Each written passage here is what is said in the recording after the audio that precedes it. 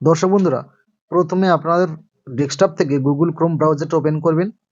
Open করার পর এখানে লিখবেন www.uidi.gov.in।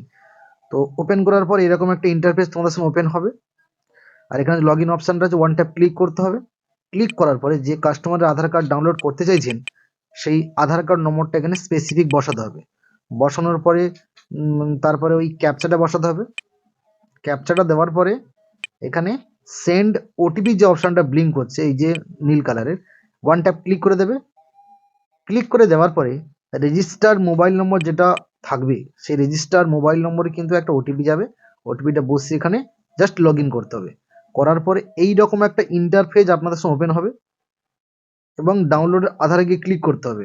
করার পরে এরকম একটা পেজ আপনাদের সামনে ওপেন হবে। রিভিউ ইউর ডেমোগ্রাফিক ডেটা, সমস্ত কিছু দেখে নেবেন ঠিকঠাক আছে কিনা, নাম, ডেট অফ বার্থ, অ্যাড্রেসটা ঠিকঠাক দেখে নেওয়ার পরে জাস্ট ড্যাশবোর্ডে ক্লিক করতে হবে।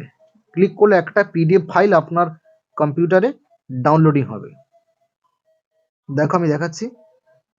পিডিএফটা পাসওয়ার্ড প্রোটেক্টেড হবে।